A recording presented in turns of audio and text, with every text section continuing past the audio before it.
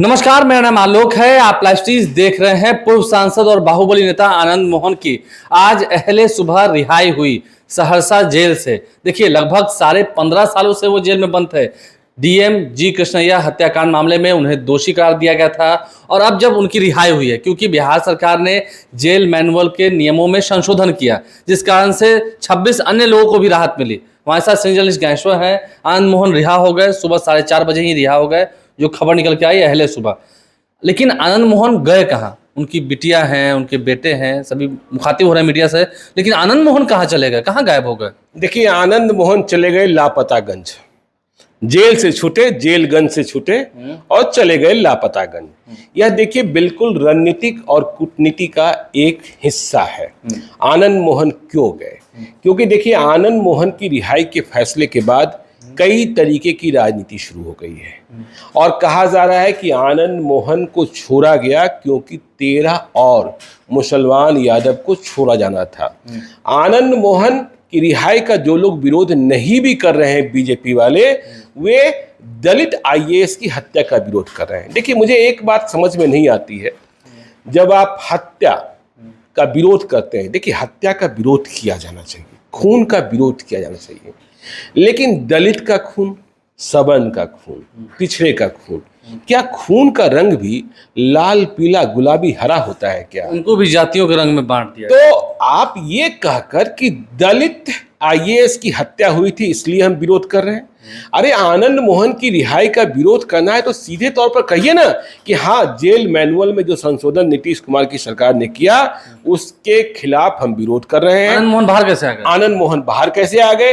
आनंद मोहन को आप कह दीजिए कि गुंडा है, मवाली है, लेकिन आप आनंद मोहन को एक और निर्दोष भी कह रहे हैं। राजीव प्रताप रूडी, गिरिराज सिंह कह रहे हैं बलि का बकरा उन्हें बनाया गया था। सुशील कुमार मोदी ने फरवरी में रिहाई की मांग की थी। तो अब चुनाव जब करीब आ गया तो नए नए नखरे हो रहे हैं। तो देखिए, खून का रंग अलग अलग देखिए, अलग अलग चश्मे से देखिए, यह बात अच्छी नहीं है। गुड़ खाएंगे और गुलगुले से परहेज नहीं। देखिए, सवर्ण का खून भी लाल होता है, पिछड़े का खून भी लाल होता है और दलित का खून भी लाल होता है। जब आप अस्पताल में होते हैं, खून की जरूरत होती है, तो ये पूछते हैं क्या कि खून किसका है? बीमार को जरूरत होती है, खून किसी का भी हो, खून लेते हैं। जब डॉक्टर से दिखाने जाते हैं तो ये पूछते हैं क्या कि ये डॉक्टर किस जाति का है? तो जाति के चश्मे से नहीं देखिए। अब देखिए, आनंद मोहन लापतागंज क्यों चले गए? और आनंद मोहन जो फायरब्रांड नेता है, जो अपने भाषण के लिए जाने जाते हैं और कहा भी जाता है, आरोप भी यही है, सजा भी इसी कारण हुई कि जी कृष्णैया की हत्या जिस भीड़ ने की, उस भीड़ को लीड आनंद मोहन कर रहे थे। आनंद मोहन पर भीड़ को उकसाने का आरोप है। आनंद मोहन पर हत्या करने का सीधा आरोप नहीं है। यदि आप पूरी केस डायरी में जाइएगा तो यह कहीं नहीं है कि आनंद मोहन ने गोली चला दी, यह कहीं नहीं है कि आनंद मोहन ने ईंट पत्थर से कुचल दिया है। देखिए, ईंट पत्थर से कूचे गए थे हुए जी कृष्णैया, गोली तो बाद में चली थी और गोली चलाने का आरोप, मैं पुलिस की डायरी देख रहा था और जो कोर्ट में जिरा हुई उसमें आरोप था छोटन शुक्ला, जिनकी हत्या एक दिन पहले हुई थी, जिनके शव यात्रा के दौरान छोटन शुक्ला बीपीपा के नेता और एक बड़े गैंगस्टर, ठीक है, जिनकी हत्या एक दिन पहले कर दी गई थी ब्रज बिहारी प्रसाद के गुंडों के द्वारा, ठीक है।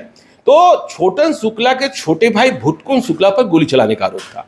तो देखिए, खैर राजनीति हो रही है और राजनीति तो होगी ही, 2024 करीब आ रहा है, लेकिन लापतागंज जाना और फायरब्रांड आनंद मोहन का मौनी बाबा बन जाना, यह वकीलों की दी हुई राय है। और जो लोग उन्हें छुड़ाने में आगे रहे हैं उन्होंने भी समझाया है कि देखिए, अभी बोलना आपके लिए बिल्कुल मुनासिब नहीं होगा। बोलते बोलते में कुछ ज्यादा नहीं, यदि आप बोलेंगे, यदि आप कोई राजनीति की बातें करेंगे, राजनीतिज्ञ हैं तो राजनीति की बातें तो करेंगे ही करेंगे ना, तो कहीं ऐसा न हो कि आपका हाल भी शहाबुद्दीन की तरह हो जाए। आपको याद होगा शहाबुद्दीन को जमानत मिली थी और फिर निकलते ही शहाबुद्दीन गाजा बाजा बारात के साथ निकले थे और जिस तरीके से भागलपुर से सिवान तांडव करती हुई भीड़ पहुंची हुई थी, तो फिर क्या हुआ? तो सुप्रीम कोर्ट कुमार को उन्होंने कह दिया था कि परिस्थितियों के मुख्यमंत्री, परिस्थितियों के मुख्यमंत्री, मैं अपने नेता लालू यादव को मानता हूं। हाँ, तो आनंद मोहन को वकीलों ने समझाया कि देखिए, जो लोग हैं वो हाई कोर्ट जा रहे हैं, जो लोग हैं वो सुप्रीम कोर्ट जा रहे हैं आपकी रिहाई के खिलाफ। इसलिए जब तक मामले का निपटारा न हो जाए तब तक आप चुप रहिए, कैमरे से और मीडिया से थोड़ी दूरी बनाकर रखिए। जहां बहुत जरूरत हो वहीं बोलिए, नहीं तो यदि आप राजनीतिक की तरह राजनीतिक बयानबाजी शुरू कर देंगे, 2024 की बातें शुरू कर देंगे, तो कोर्ट में यह रखा जाएगा कि इन्हें 2024 के चुनाव को प्रभावित करने के लिए ही जेल से बिहार सरकार ने छोड़ा है, बाकी किसी चीज से मतलब नहीं है। तो देखिए वे लापतागंज में अभी रहेंगे, थोड़ा मौनी बाबा बने रहेंगे। यदि लापतागंज से प्रकटीगंज में आ गए, मतलब प्रकटीकरण हो भी गया, तो वे अभी कम बोलेंगे, इस बात को समझिए। देखिए मुझे पता है कि आप भी आज कई घंटे तक आनंद मोहन के पटना आवास पर डटे रहे कि कब आ जाएंगे। अभी भी हमारे कई साथी, मीडिया के साथी हैं जो पटना से लेकर सहरसा तक इंतजार कर रहे हैं। तो पहली बात तो ये। अब देखिए दूसरी बात, इस पर भी चर्चा की जानी चाहिए कि कल लालू यादव आ रहे हैं। राज्य सुप्रीमो लालू प्रसाद के आने की खबर है, लेकिन उससे पहले एक हम बात पूछ जाएंगे। एक खबरें जो है बाजार में चल रही हैं कि आनंद मोहन नीतीश कुमार से मिल सकते हैं, ऐसा लगता है आपको? क्या ऐसा होगा आपको? नहीं, यदि चुपके चुपके मिल लें तो किसी को भनक भी नहीं लगेगी। चुपके चुपके कई बहुत सारी मुलाकातें होती हैं। जब उपेंद्र कुशवाहा दिसंबर में मिले थे बीजेपी के बड़े नेताओं से, तो किसी को खबर थी क्या? नहीं, लेकिन दिखाकर तो बिल्कुल नहीं मिलेंगे। नहीं, दिखाकर तो बिल्कुल ही नहीं मिलेंगे। ये तो दिखाकर मिलना और आभार प्रकट करना, अभी तो ये कोर्ट में बहुत मुश्किल हो जाएगी। ठीक है ना। अब आगे बात करते हैं लालू प्रसाद की, क्योंकि आपने राग छेड़ दी। कल राज्य सुप्रीमो लालू प्रसाद अब लंबे समय के बाद, क्योंकि जब किडनी ट्रांसप्लांट हुआ दिसंबर महीने में, उसके बाद फिर फरवरी में वो भारत लौटे और लंबे समय से स्वास्थ्य लाभ ले रहे थे। तो इस स्वास्थ्य लाभ के बाद अब वो पटना आ रहे हैं। हाल ही में नीतीश कुमार ने उनसे दिल्ली में भी मुलाकात की थी। विपक्षी नेताओं को एकजुट करना है, इस मुहिम को और मजबूत कर रहे हैं। लगता है लालू प्रसाद के बिहार आने से माहौल थोड़ा बदलेगा। देखिए दो बातें समझिए। लालू यादव की किडनी ट्रांसप्लांट हुई है। लालू यादव की सेहत बहुत अच्छी नहीं रहती है, शरीर से भी बहुत तगड़े नहीं रह गए। पहले ऐसा मेल मिलाप नहीं हो पाया। हाँ, पहले देखिए डॉक्टरों ने बहुत सारी चीजों से उन्हें मना कर रखा, परहेज करने को कहा होगा। देखिए पहले तो खबर आ रही थी कि लालू यादव फिर से परीक्षण को, मतलब मेडिकल एग्जामिनेशन को सिंगापुर जाएंगे। लेकिन हमारी खबर यह है कि सिंगापुर से ही डॉक्टर बुला लिए गए थे और सिंगापुर के डॉक्टरों ने उन्हें देखा है और नसीहत के साथ पटना जाने की सलाह दी है। तो लालू यादव कल आ रहे हैं, जैसी खबर है दोपहर में पटना पहुंचेंगे। और आपने बिल्कुल सही कहा कि जब विपक्ष को एकजुट करने का प्रयास चल रहा है, देखिए पटना ही वह गवाह बनने वाला है जहां 19 पार्टियों का, मतलब विपक्ष जो बड़े नेता हैं, विपक्ष का महाजुटान दिखेगा। तो लालू यादव तो चाणक्य रहे हैं, समझे ना। तो लालू यादव चाणक्य की भूमिका फिर से निर्वहन करने की कोशिश करेंगे। देखिए देश में ऐसा कोई भी नेता नहीं है जिसे लालू यादव फोन कर दें, चाहे संबंध अच्छे हो या संबंध खराब हो, वे लालू यादव का फोन रिसीव ना करें। लालू यादव की हैसियत आज भी इतनी बरकरार है। अगर रिसीव ना भी कर पाए तो कॉल बैक जरूर। हाँ, लेकिन मुझे ये लगता है कि लालू यादव की जो बिहार में मौजूदगी होगी, वे अपने खास लोगों से मिलेंगे, राजद के लोगों से मिलेंगे, लेकिन वे भी कम बोलेंगे। क्योंकि देखिए जब बिहार में महागठबंधन की सरकार बनी तो हमने बहुत करीब से यह महसूस किया कि लालू यादव की वाणी पर विराम लगाने की एक नीति भी है।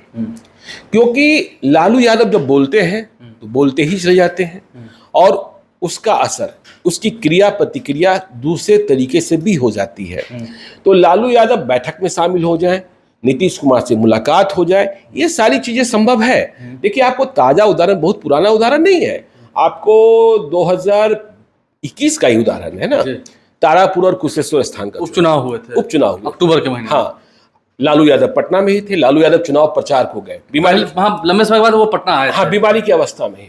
लालू यादव ने ऐसा नहीं कि द्वेष से बोला, लेकिन उन्होंने पिछड़ों को, दलितों को एकजुट करने के लिए क्या कह दिया। कुशेश्वर स्थान में अमन हजारी के सामने, जेडीयू के प्रत्याशी के सामने उम्मीदवार बनाया गया था गणेश भारती को।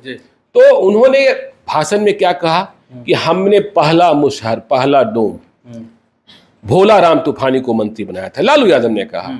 और हमने भोला राम तूफानी को हेलीकॉप्टर से भेजा। हेलीकॉप्टर पर चढ़कर जब भोला राम तूफानी वापस आए तो हमने पूछा कैसा लगा। तो उन्होंने कहा कि लोग कह रहे हैं कि ललुआ हेलीकॉप्टर पर चढ़ा दिलस और ऊपर से मुतबावत, मतलब पेशाब करा रहा है, मतलब तो आकाश में चढ़ाकर। तो अब इसका क्या असर हुआ क्रिया प्रतिक्रिया की जिसकी बात कर रहे हैं, कि लोगों को लगा कि लालू एरा वापस आ रहा है।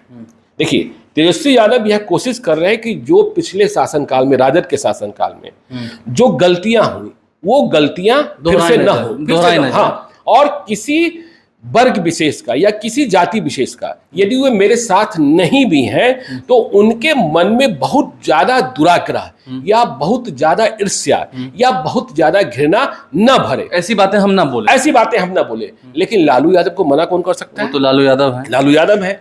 आपको पता है जब उन्हें मछली खाने की इच्छा होती है तब भी क्या, जब वे पटना में आते हैं तो उनकी इच्छा हो जाती है कि नारियल पानी भी पीना, गन्ने का रस पीना, हाँ, केतारी का रस भी पीना है, और यदि नहीं मिला तो फिर क्या क्या बोल देते हैं, यह भी आपको पता है। तो लालू यादव की वाणी को नियंत्रित करने की सलाह उनके परिवार वाले भी देंगे और महागठबंधन के नेता भी देंगे, कहीं ऐसा ना हो। लेकिन एक और बात है कि जिस तरीके से हिंदू मुस्लिम पर वोटों के ध्रुवीकरण की बात चल रही है, तो लालू यादव का इस्तेमाल नीतीश कुमार या लालू यादव स्वयं पिछड़ों को एकजुट करने के लिए करेंगे। 90-10 की बात तो होगी, जो आलोक मेहता ने कही थी, याद है बीच में? हाँ, 90-10 की बात तो आलोक मेहता ने कही थी और भी लोग कहते रहते हैं। किसी ने उससे नकारा भी तो नहीं किसी ने नकारा भी नहीं। तो ये लालू यादव आएंगे, लेकिन लालू यादव उस तरीके से प्रहार करते या क्षेत्रों में दिखते ताकि लोगों के भीतर ये ना हो। देखिए, यह दिखाने की कोशिश की जाएगी कि नीतीश कुमार के साथ तेजस्वी यादव है, ठीक है ना। तेजस्वी यादव के साथ नीतीश कुमार नहीं, नीतीश कुमार के साथ है। और मुझे लगता है कि तेजस्वी यादव भी नीतीश कुमार की पाठशाला में, मतलब नीतीश कुमार के साथ रहते हुए, डिप्टी सीएम रहते हुए, नीतीश कुमार की तरह राजनीति के गुण सीख रहे हैं। कम बोलना, कम बोलना, हाँ, शब्दों से खेलना, हाँ, शब्दों से खेलना। और आजकल तो आप देख रहे हैं, यदि आपने कुछ उटपटांग बोला, आपने देखा कि राहुल गांधी को सजा हो गई। आपने देखा कि कल ही गुजरात में, अहमदाबाद में तेजस्वी यादव पर मुकदमा दायर हो गया है कि उन्होंने गुजराती के बारे में क्या कह दिया था, अहमदाबादियों को ठग कह दिया। हाँ, 1 मई को सुनवाई होनी है, 22 मार्च का भाषण था। तो ये सारी बातें अब वाणी पर नियंत्रण करना, और विशेषकर विपक्ष के जो नेता हैं उन्हें बहुत जरूरी है। इसलिए लालू यादव भी पहले की तरह मारक और प्रहारक नहीं दिखेंगे। हाँ, तो ये बातें तय हैं। देखिए, आनंद मोहन भी पटना आ रहे हैं, सूचना तो ये है, लेकिन पटना आएंगे तो वो कहाँ जाएंगे, कहाँ रहेंगे? घर जाएंगे ऐसा लगता नहीं है, क्योंकि उन्हें दिल्ली भी जाना है, फिर बेटे की शादी भी है। नहीं, घर चले भी गए तो बोलेंगे नहीं अभी, ठीक है, बोलेंगे नहीं। देखिए, और उनकी चुप्पी जो है भी बनी रहेगी। फिलहाल उनके घर में शादी है, उनके बेटे चिदानंद की शादी है, 3 मई को देहरादून में होनी है, डेस्टिनेशन वेडिंग है। और लालू प्रसाद भी कल जब पटना आ रहे हैं तो माहौल कैसा होगा, नीतीश कुमार से मुलाकात तो होगी, लेकिन चुप्पी दोनों ही ओर बरकरार रहेगी। आप लाइव स्ट्रीम के साथ बन रहे हैं, रणनीतियां बन रही हैं। पटना में अगर महाजुटान हुआ तो एक अद्भुत तस्वीर होगी। बिल्कुल, बड़ी तस्वीर, बिल्कुल। हमारे चैनल को सब्सक्राइब कर लें, साथ साथ फेसबुक पेज भी लाइक करें। उन तमाम तस्वीरों से आपको अवगत हम आगे आने वाले दिनों में कराते रहेंगे। धन्यवाद।